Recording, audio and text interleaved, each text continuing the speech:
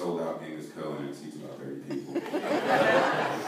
And it's taken me like 3 or 4 years of going out there, you know. It was really the only club I could play that I didn't have to pay to play, because that's how it works out there when you first, if no one knows who you are and you can't sell tickets, they actually charge you to get on stage. So this was a place where you could pass a hat and make a little money and eventually charge a door charge. I was feeling so good because I finally packed 25 people in, and they had church pews in there too, actually. That was their seating. Really cool.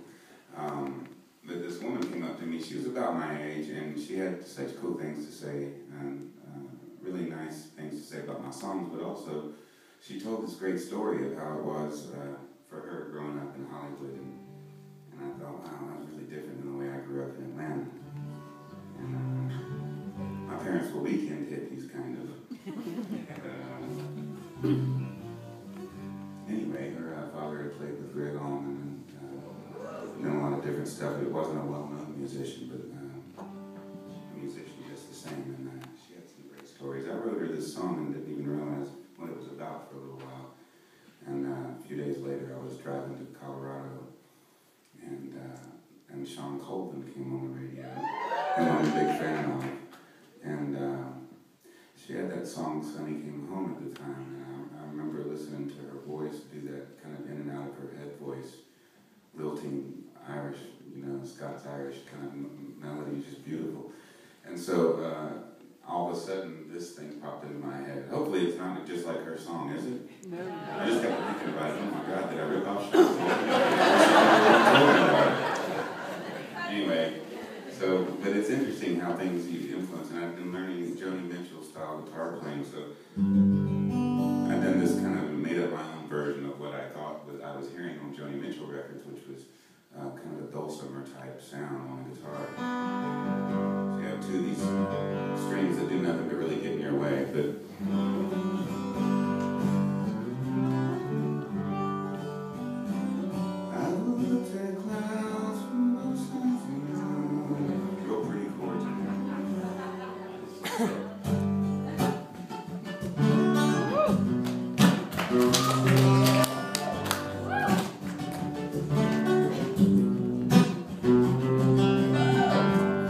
she grew up with the children of the stars in the Hollywood Hills and the Boulevard.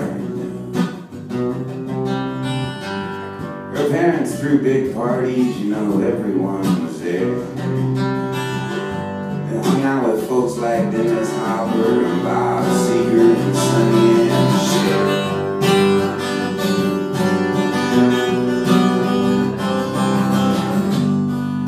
Feels safe now in this bar on Fairfax.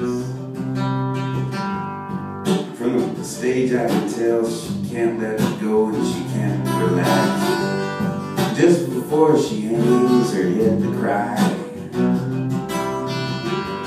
I sing to her lullaby. I sing everything's gonna be alright. Rock-a-bye, rock-a-bye, everything's gonna be alright. Don't you rock-a-bye, rock-a-bye, rock-a-bye.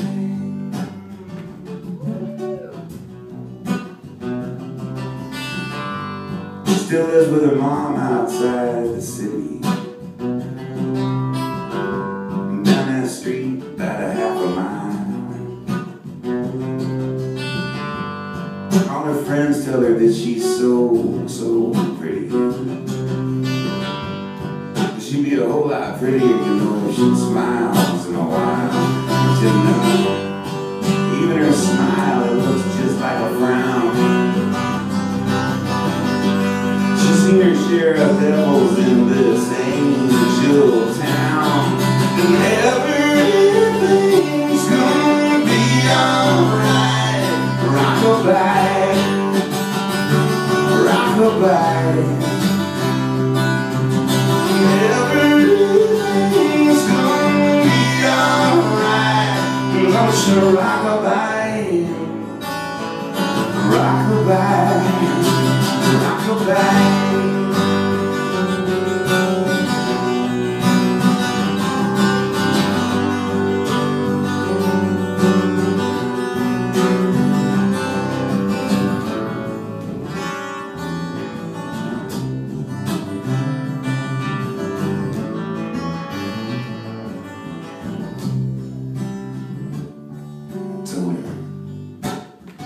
I said,